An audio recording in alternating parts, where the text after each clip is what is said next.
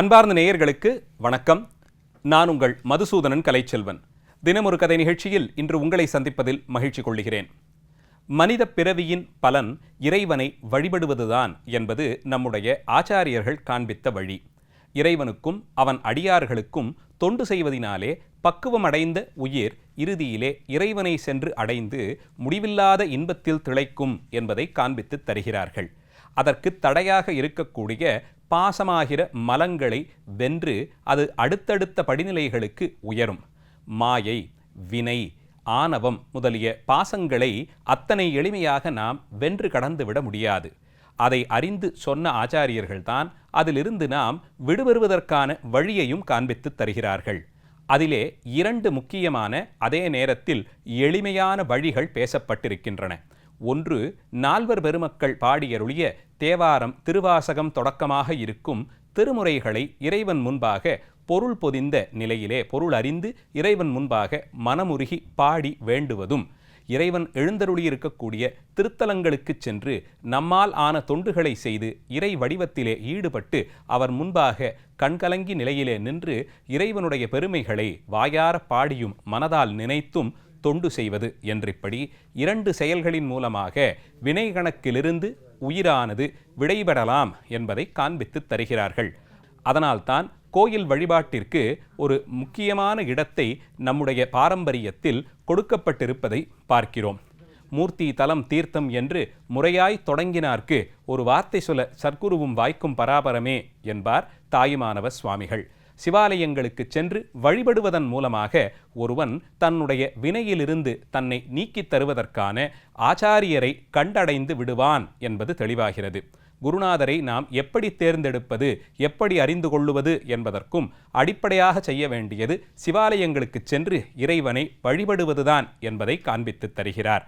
அந்த விதத்தில் ஆலயங்களுக்கு செல்லுவதும் அங்கே நடக்கும் விழாக்களில் கலந்து கொண்டு நம்மாலான தொண்டினை செய்வதும் மிக உயர்ந்த நிலையில் வைத்து போற்றப்படுவதை பார்க்கிறோம்.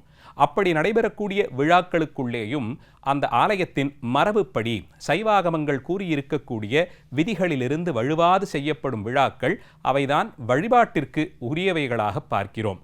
அதற்காக வேண்டித்தான் ஆலயங்களிலே ஒவ்வொரு நாளும் 6 கால பூசைகளாக காலை பெருமானுடைய அந்த துயில் எழுப்பக்கூடிய நிலையில் திருப்பள்ளி எழுச்சி பாடி இறைவனை திருப்பள்ளியிலிருந்து பள்ளியறையிலிருந்து அவர் திருக்கண் மலர்ந்து நம்மை நோக்கும்படியாக வேண்டி கேட்டுக்கொண்டு நடைபெறக்கூடிய உஷத்கால பூஜை.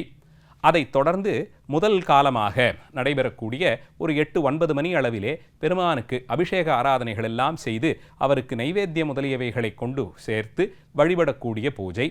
மூன்றாவதாக உச்சிகாலம் என்று சொல்லப்படும் காலை பொழுது உச்சியை அடைந்திருக்கக்கூடிய காலம், மதிய வேளையிலே செய்யப்படும் பூசை. எப்படி பகல் பொழுதில் 3 காலங்களும், அதேபோல் மாலை நேரத்தில் சாயரட்சை என்று சொல்லப்படும் மாலை ஒரு 5-6 மணி அளவில் செய்யப்படும் பூசை. அதைத் தொடர்ந்து 2ஆம் கால பூசையாக 7 அல்லது 8 மணி அளவிலே செய்யப்படும் பூசைகளும், நிறைவாக அர்த்தஜாம பூசை 9-10 மணி அளவில் ஆலயத்தின் நடைகளை அடைப்பதற்கு முன்பாக இறைவனுக்கு உபசாரங்கள் எல்லாம் செய்து சிவகொழுந்தாக இருக்கும் இறை திருவுருவத்தை திருப்பள்ளி அறையிலே கொண்டு போய் சக்தி வடிவத்தோடு சேர்ப்பித்து அன்றைய இரவு பொழுதிற்கான வழிபாடுகளை செய்வது என்றிப்படி ஒவ்வொரு நாளும் 6 காலங்கள் சிவாலயத்திலே பூசைகள் நடைபெறுவதை பற்றிய குறிப்புகள் சைவாகமங்களிலிருந்து பெறப்படுகின்றன. இத்தனை தூரத்திற்கு சைவாகமங்கள் முதன்மை பெறுவதினாலே அவற்றை கொண்டு மட்டும்தான் சிவாலய வழிபாடுகள் பன்னெடுங்காலமாக நடந்து வருவதை பார்க்கிறோம். அந்த சைவாகமங்களிலே எப்படி மூலஸ்தானத்தில் இருக்கக்கூடிய லிங்க வடிவில் இருக்கக்கூடிய இறைவனுக்கு ஒவ்வொரு நாளும் 6 கால பூசைகள் விதிக்கப்பட்டிருக்கிறதோ, அதேபோல் பெருமானுடைய திருவுருவங்களில் மாகேஸ்வர வடிவங்களிலே தலைமை பெற்றிருப்பதான நடராஜ வடிவம், இறைவன் ஆடல் அரசனாக தன்னுடைய முடிவில்லாத ஆனந்தத்தை வெளிப்படுத்தக்கூடிய பரமானந்த தாண்டவ வடிவமாக இருக்கும் நடராஜ திருவுருவத்திற்கு ஒரு வருடத்தில் இந்த 6 கால பூசை எப்படி ஒவ்வொரு நாளும் நடைபெறுகிறதோ அதுபோல் 6 நாட்களில் அபிஷேகங்கள் மகாபிஷேகமாக நடைபெறுத்தி அந்த அபிஷேகத்தினுடைய நிறைவிலே இறைவனுக்கு விசேஷமான அலங்காரங்கள், உபசாரங்கள் முதலியவற்றை செய்யவும் சைவாகமங்கள் விதித்திருக்கின்றன. நம்முடைய கணக்கிலே, அதாவது மனிதர்களுக்கு ஒரு வருஷ கால கணக்கு என்பது தேவர்களுக்கு ஒரு நாள் கணக்காக கொள்ளப்படுகிறது. எப்படி நாம் ஒரு நாள் பொழுதிலே காலை, அதன் பிறகு கால சந்தி, உச்சிக்காலம், சாயரட்சை, இரண்டாம் காலம், அர்த்தஜாமம் என்று 6 கால பொழுதுகளில் சிவபெருமானை வழிபடுகிறோமோ, அதுபோலே தேவர்கள் பரமானந்த தாண்டவம் ஆடக்கூடிய நடராஜராஜ வடிவத்தை ஒவ்வொரு ஆண்டும் நடைபெறக்கூடிய இந்த 6 அபிஷேகங்களை ஒரு நாள் கணக்கிலே கொண்டு 6 காலமும் அவர்கள் மகாபிஷேகம் செய்து வழிபடுவதாக பொருள் கொள்ளுகிறோம். அதனால்தான் சரியாக ஒரு வருடத்திலும் 6 நாட்கள், அது ஓரளவிற்கு பார்த்தால் ஒரு மாதம் விட்டு ஒரு மாதம் போலே அமைந்திருக்கும். அந்த நிலையில் சித்திரை மாதத்திலே ஓண நட்சத்திரம், திருவோண நட்சத்திரம் வரக்கூடிய நாளிலிருந்து தொடங்கி 6 நாட்கள் ஒரு மாதமுமாக கடந்து வரக்கூடியதாய் அமைந்திருக்கக்கூடிய ஒரு மரபை இங்கே பார்க்கிறோம்.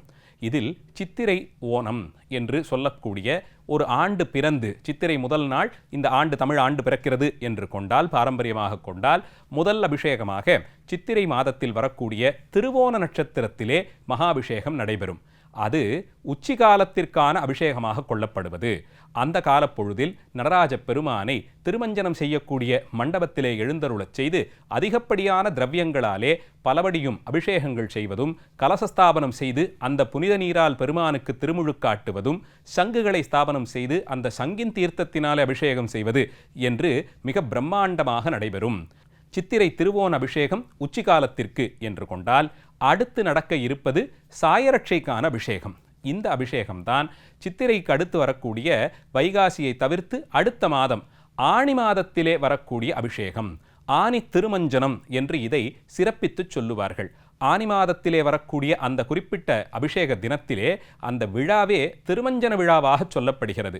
அதனால் எப்படி நாம் சாயரட்சை காலத்திலே சிவபெருமானுக்கு அபிஷேகம் முதலியவற்றை செய்கிறோமோ, அதுபோலே தேவர்கள் ஆனி மாதத்தில் வரக்கூடிய திருமஞ்சன நாளிலே, ஆனி மகத்தை ஒட்டி வரக்கூடிய நாளிலே, மக நட்சத்திரத்தை ஒட்டி வரக்கூடிய நாளில் அபிஷேகம் செய்து ஆனி திருமஞ்சனமாக தரிசித்து மகிழ்வார்கள். அதைத் தொடர்ந்து 2ஆம் காலமாக செய்யப்படும் அபிஷேகம் ஆவணி மாதத்தில் வரக்கூடிய சதுர்தசி திதியில் கொண்டாடப்படும். அது 2ஆம் காலம் என்பது ஒரு நாள் பொழுதில் மாலை சாயரட்சை முடிந்து 7-8 மணி அளவிலே செய்யப்படும் பூஜை. அதே காலத்தில் நடராஜ பெருமானுக்கு ஆவணி மாத அபிஷேகமாக, இதை சிங்கமாதம் என்று மலையாளத்திலே அழைப்பார்களே, அந்த சிங்கமாதத்திற்கான அபிஷேகமாக செய்து இறைவனுக்கு நம்மை போலேயே பிறந்த குழந்தைக்கு செய்யக்கூடிய சடங்குகளை எல்லாம் நிகழ்வித்து காண்பிப்பதாக, எப்படி மொட்டையடித்து காதணி பொருத்தி உபநயன சம்ஸ்காரம் இதையெல்லாம் செய்கிறார்களோ, அதுபோலே நடராஜ பெருமானுக்கும் அந்த உபசாரங்களையும் செய்து மகிழக்கூடியதாய் ஆவணி மாதத்தில் வரக்கூடிய சதுர்தசி திதி அமைந்திருக்கும்.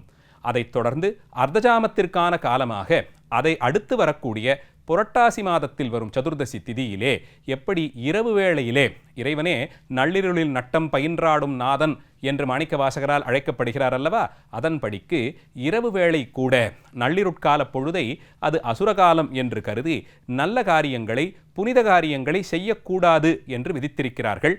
இதெல்லாம் மனிதர்களுக்கான விதி. சிவபெருமான் இதுபோன்ற விதிகளுக்கெல்லாம் அப்பாற்பட்டிருப்பதினாலே எந்த கால பொழுதிலும் அவர் வழிபாட்டிற்குரிய காலமாக கொண்டு தேவர்கள் முதலானோர், அதற்கான தகுதியுடையவர்கள் நள்ளிருட்காலத்திலும் கூட பூஜைகளிலே ஈடுபடுவார்கள்.